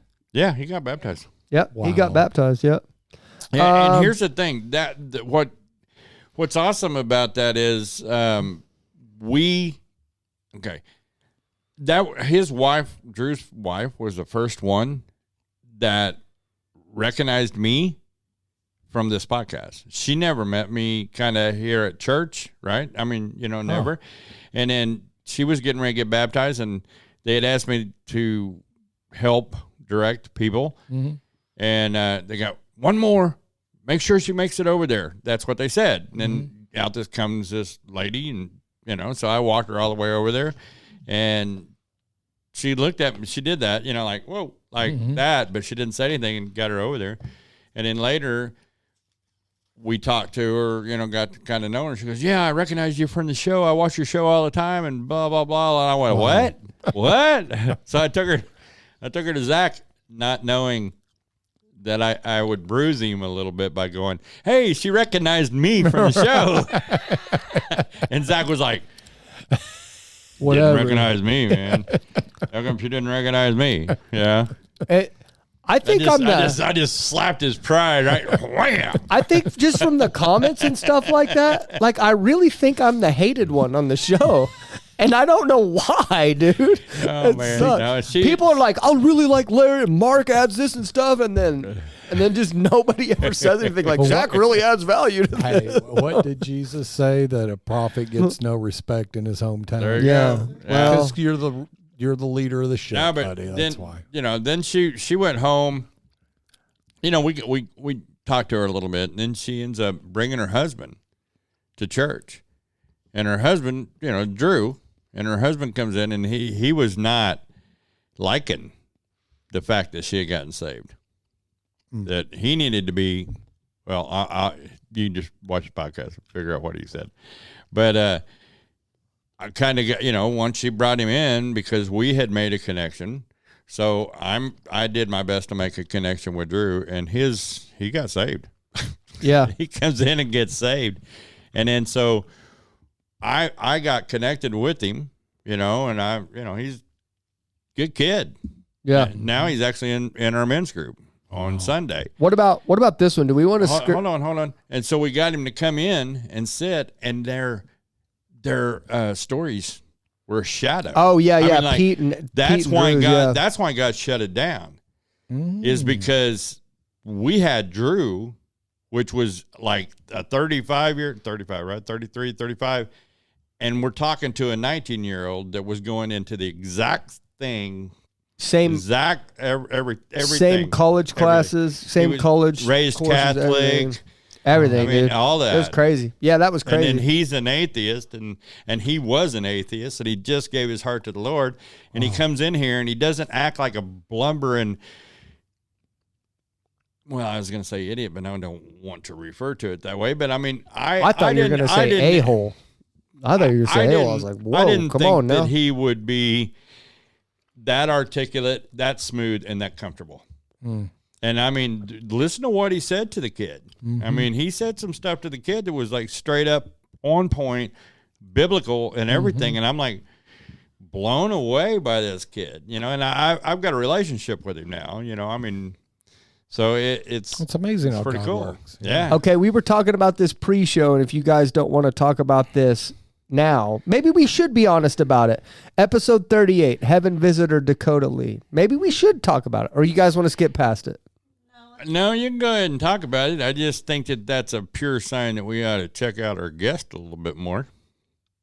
Well, no, it's okay that we initially, hold on, I want to say this. I initially liked what she said. I initially had her on because I didn't believe what she was saying, and then I got her on, and you guys shocked the crap out of me by believing her.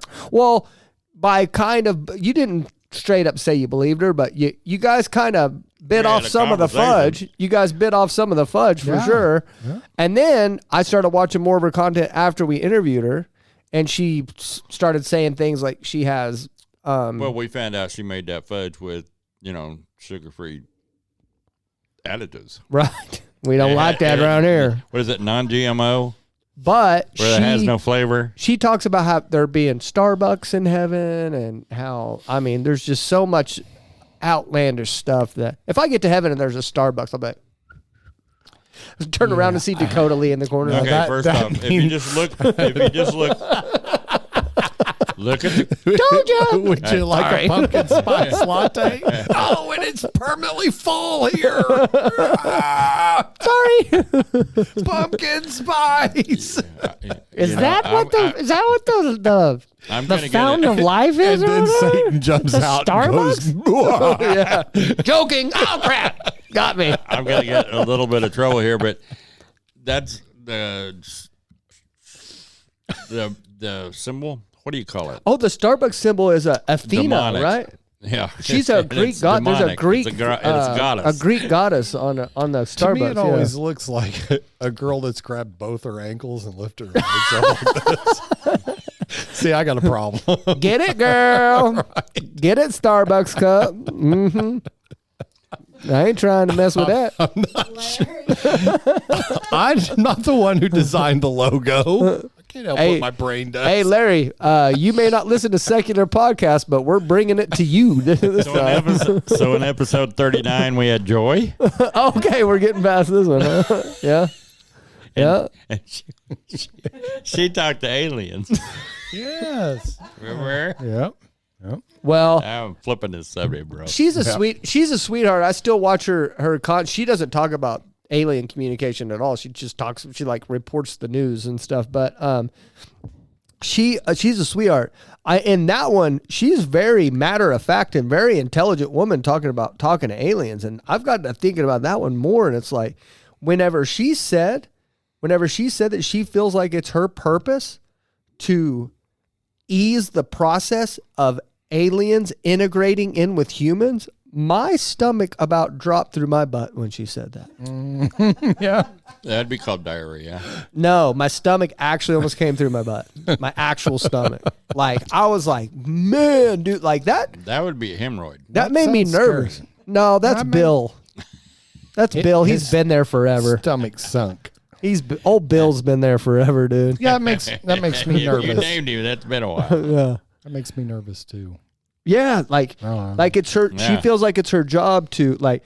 Not only does she very, very like sure she's talking to aliens, but she thinks it's her job when they get here that not everybody freaks out about it. Hey, they're fine. Get them together. And I'm kind of like, Joy, I don't think you're talking to aliens, sister. You know.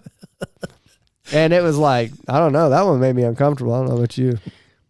No, I don't think you're talking to aliens. To me, it's like people believe in anything. It's like, what's his name? Belial. Okay. All right. Yeah. But here's the thing. Whatever they thought of in Hollywood, people believe. Yeah. Why'd you sound like Matthew McConaughey right there? He's like, all right. I didn't realize I did. Sorry. Down there in Texas, bud. All right. So Jess meets travel. That was a really good story about her. Cool, yeah. She had a really good testimony. She's starting to post. She used to not post a whole lot of Christian content, and she's really starting to post. Like, she posted a video the other day about her. She did a prayer. She's really. And I haven't really talked to her. I comment on some of her stuff, and she'll comment back and stuff. But she posted a prayer the other day, her praying on a TikTok or whatever, and it was powerful, dude. It put chills on it, and that doesn't happen to me. But she's going to be a hell of a intercessory prayer. Well, I read a lot of. She's going to be good at it, man. I read a lot of comments on that one. I'm excited to see where she goes with that prayer life because she's good. She's going to be good. Yeah, I've got it listed down here that she's a prayer warrior. All right. What about agnostic atheist Coco? Episode 45. Yeah, that's when I switched over to the other book. Coco is now doing our clips on social media. Yeah. He's an agnostic atheist. And Coco's coming here on December 6th. He's going to be in studio, and we're actually going to have a caller on here that she's a Christian, but her husband is an atheist. And Coco's going to sit in studio and take that call with us to kind of fill out like, because Coco's wife is on the fence about being a believer too. So Coco's wife is a believer, but she's kind of on the fence about it. Right. And so how he's going to explain how he navigates that. And, and then she's going to say, the caller's going to be like, well, this is how I navigate my life with an atheist as a husband. And I just think it's going to be a cool little that's very interesting dynamic to have in there. So I like Coco. And then episode 47, Mike Shigan. That's another one. How come you skip 44? Oh, Death Witch Victoria. I haven't really spoken to her since, and it's just really one that kind of like, I don't know. I didn't really have anything notable to. Well, I never heard anything like that. A death witch? Yeah. Okay. A person from here has to help a person that died go to where they're supposed to go. Yeah. The one kind of like a medium, right? The one trapped in reality, okay, is supposed to help the one trapped in spirituality find their eternal home. So there again, a one trapped in a finite mind. I watched and has to help the infinite. I don't get it. I watched some of her stuff too. I got to get out of there, dude. She's dark. I mean, she's just a little old blonde too, and really? she's practiced black magic. It shows. Yeah. It shows to what degree deception can be. She's dark. Wow. I mean, she's in it. I mean, she's got like skulls and all the satanic stuff. She lights the candles and she gets into it, buddy. Does that kind of slide more toward like the voodoo type? Yeah, her was real close to voodoo. What you'd see in like voodoo practices. Yeah. She's in there. She's in it. What about our first episode, Anna? Anybody ever talk about her? Yeah, I remember Anna. Remember Anna? Anna, our very Anna. first caller. She was our first caller. She's episode 2. That's first. Yeah, I remember her. We had Anna, and then Matt. Yeah, Matt I found on Reddit. I would never be able to find him again. Yeah. I found him on Reddit. I'd never be able to find him again. Then there was Anna was on Facebook. Zach from Weirdo Police. Yeah. Yeah, and the one I still see him around every now and then. Yeah. Okay, what about?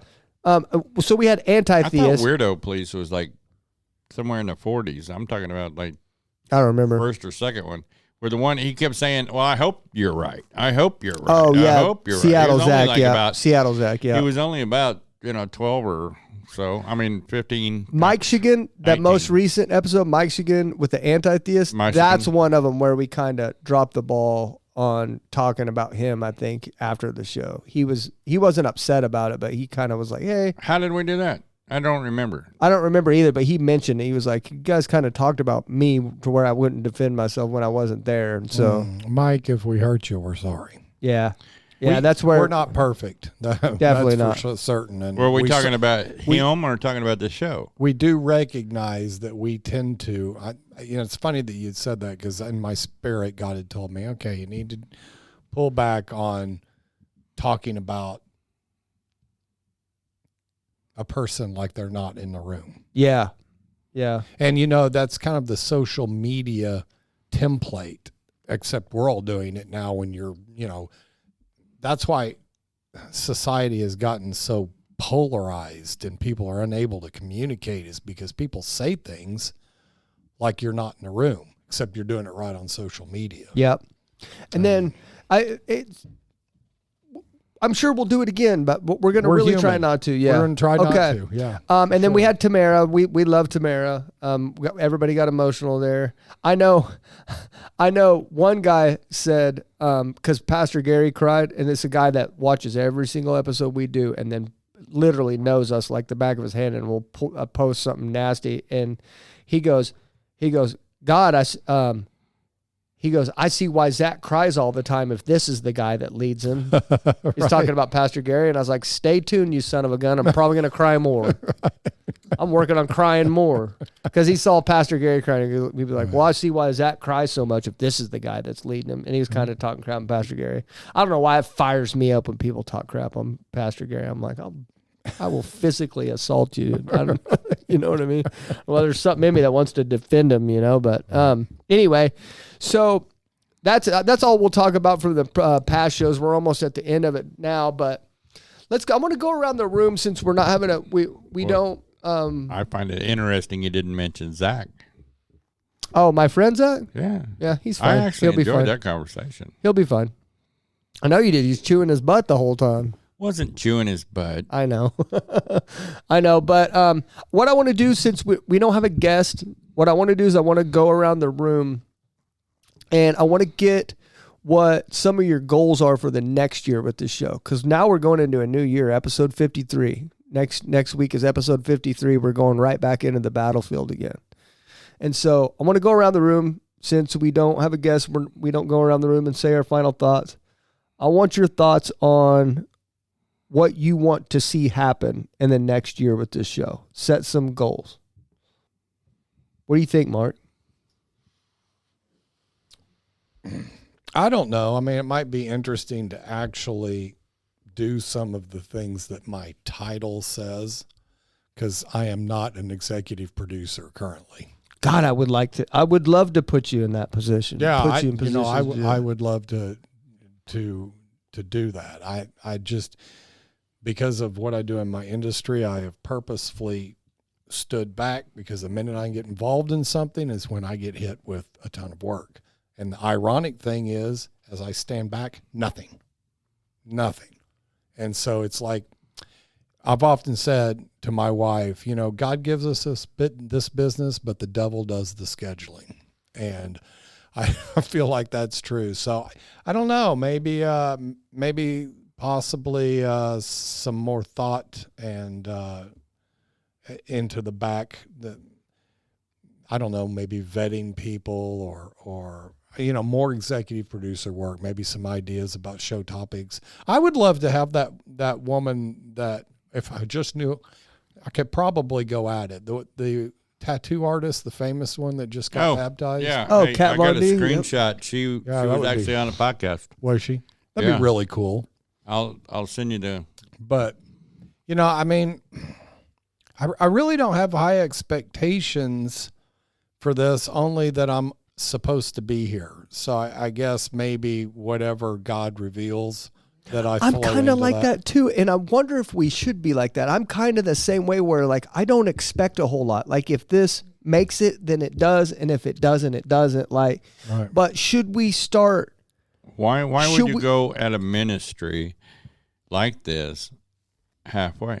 Well, it's not that I'm doing halfway, because I love this, don't get me wrong, but like, I'm kind of just I'm sitting, like, in my business, I don't sit back and allow God to bring things to me. I don't allow that. I go. Well, does that make sense? Like, God gave me the name of the business. I'm like, thanks, buddy. Let's go get work now. Especially from last winter, what happened? Like, we ain't waiting for Papa to bring stuff to the table. We're going to your doorstep. We're going to find it now. And we've sold over $500,000 in jobs this year because of that.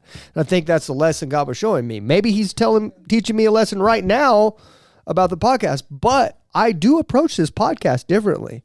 I sit back and I do not move unless God, I've told you guys that we have meetings a lot out there. I've told you that God's very rarely pivoted me on things on this show, and I sit back and I allow him to do it. I don't go forward, because it makes me so nervous about, like, if I go, okay, hold on. Well, I don't want to, if I go outside. We have to wait for God to go before us. If I go outside of God's will in my company, that's a lot different than going outside of God's will here. Does that make sense?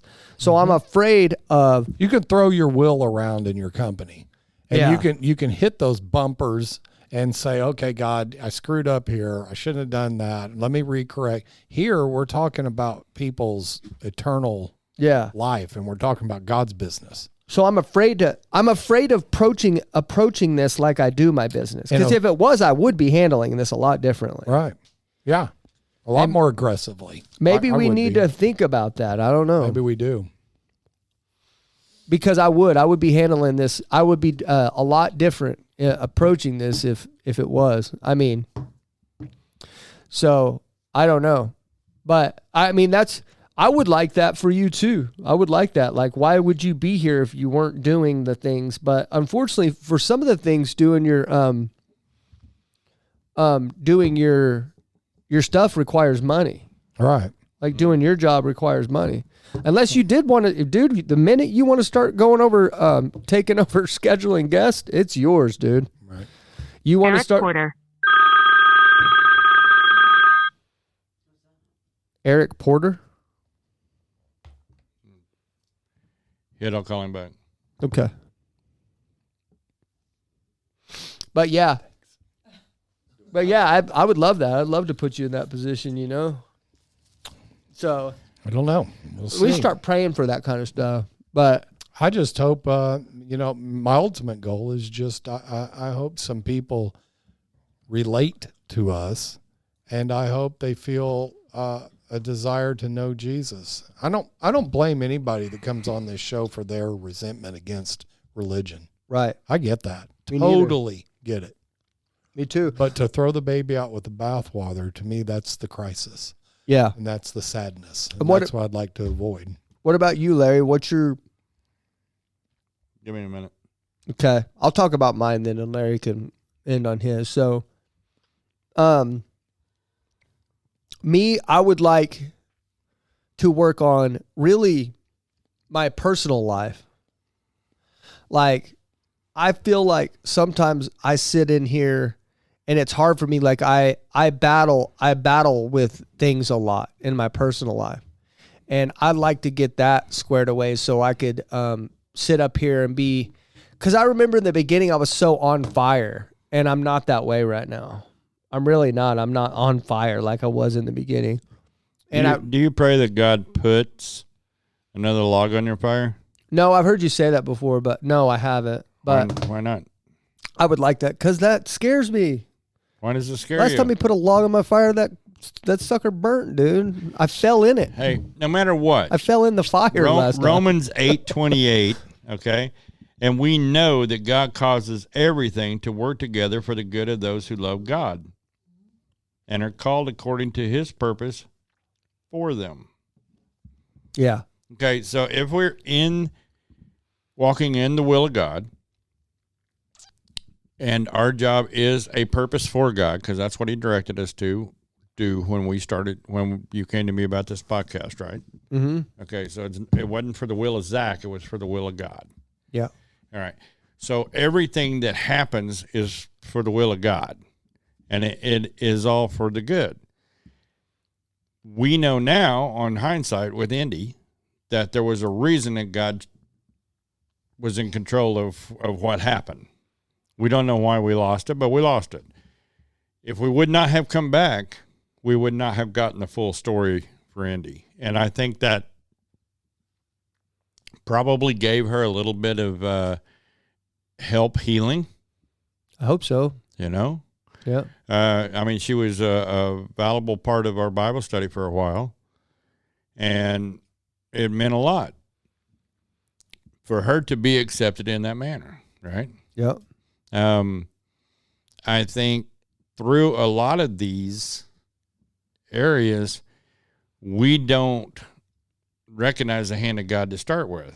Now, when it happened with the other young man, when Drew was here, we instantly, I mean, you were upset about it, yeah, because you don't like imperfection, but at the same time, my spirit was calm about it because something's up. I mean, I could instantly see this is a God thing. I don't know why. And then that night you ran into Drew and all that came together, and it was like we knew before we left church Wednesday night What that was for, yeah. what it was for. Yeah. And then him being available to come in and do Yeah. the podcast on a Friday or Saturday night. Well, I mean, that was like awesome. Like I said, I'm trying to work on that. I'm trying to work on allowing God to do that more. But like I said, I'm at that point now. I think it was a valuable conversation that we just had about like whether we need to decide if we're going to be more aggressive about this thing or not. Approach this in a more aggressive. How aggressive do you want me to be?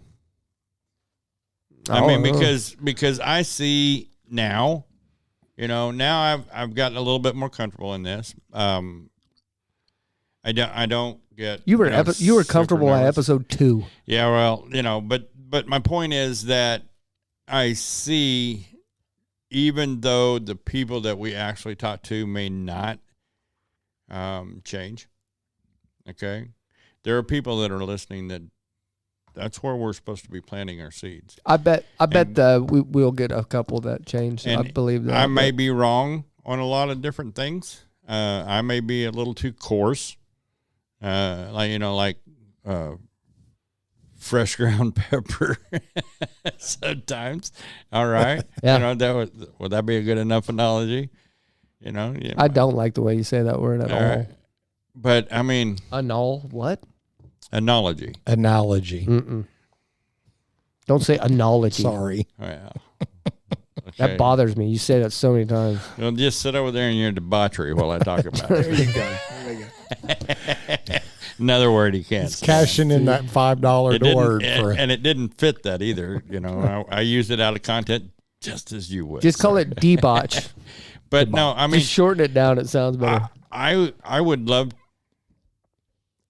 love to see this year happen to where we ended up with our own studio and where we ended up with the ability to put more out there than just once a week. And I'm not saying just this. I'm saying we got a lot of different formats. What you were talking about earlier before we started recording, I've been waiting. Yeah. I'm waiting. I mean, what do I got to do? Yeah. It was funny, man. I remembered this. There's this guy at church. I forgot his name now, but he hangs out with I went to breakfast with him once, but they're older fellers, and he told me at the very beginning when we started this, older as in older than me, older than Larry. What's his Vivian's husband? Roger. Yeah. Roger. I don't know why I've held on to this, but he told me, he was like, just keep doing what you're doing.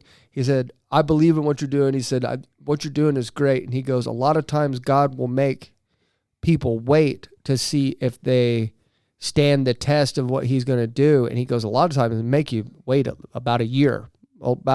And so here we are. Well, did you see the growth that you've made throughout this time? I mean, if nothing else, watching you grow. I mean, when I met Mark, he was mature in his faith. Now, there's some things that he needs to learn. There's things that I need to learn. I need to learn not to be so condescending and judgmental with my words. Dude, you've done that. Which I don't really intend to be, but I am. You've grown a lot too through that. Well, here's what I stand on.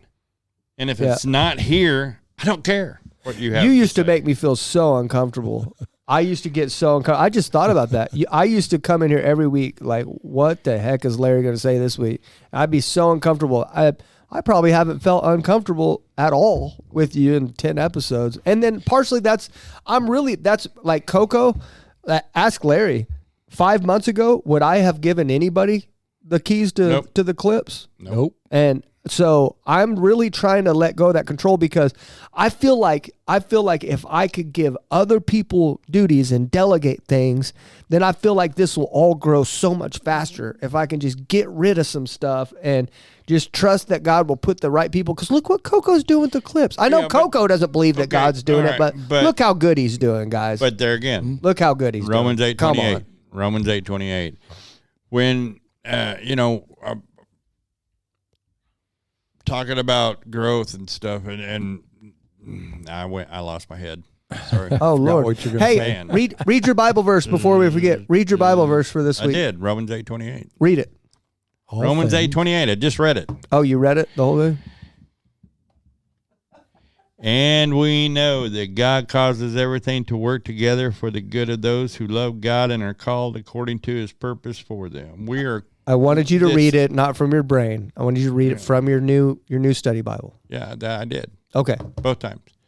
Oh. Because I wasn't real sure how the NLT would sound from what my But I want you to say, this is Larry's Bible verse for the week. This is my Bible verse, yes. Okay. Because I know that God works everything out. I've watched you grow. I've watched you mature.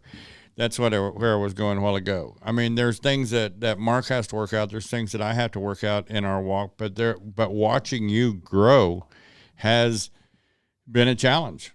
Yeah. Not to get aggravatedly upset or judgmental. Dude, our phone calls. Well, but I know that God is in control, and I have to watch you learn to relinquish control to God. Our phone calls last year, dude, had that. I know.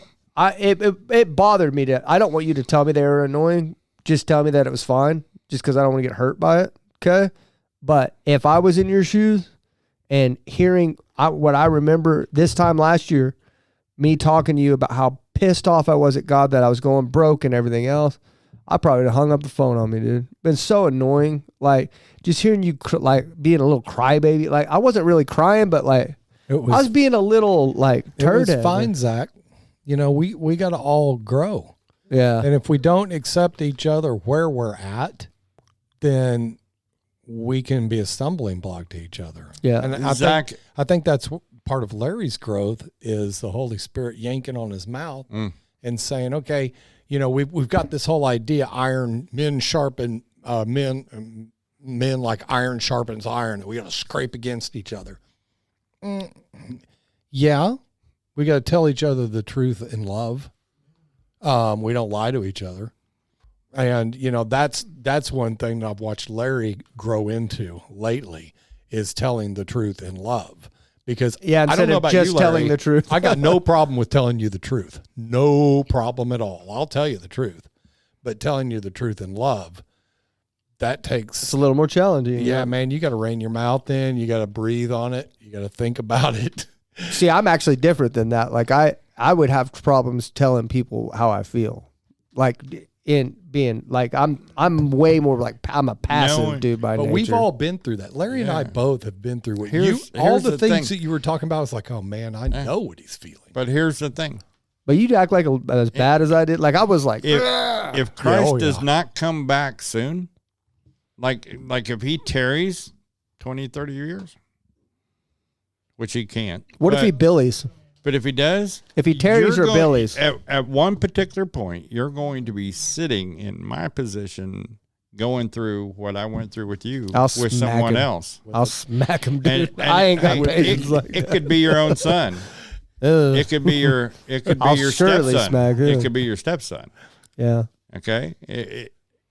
Every chance you get to pour into somebody younger is you're turning them into what I am now.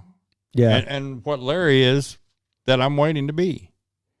Yeah, right? That's what I was saying last year. Last year, Larry Autry was having to help. I was telling him that I went and helped him do something last week, and he helped me last year at this time. He had to help me out of a hole. And he's like, man, thank you for helping. I'm like, you know what? I'm actually kind of grateful this year that I'm actually able to help you, and you're not having to help me. Yeah. Like that's awesome. Like it puts things in perspective.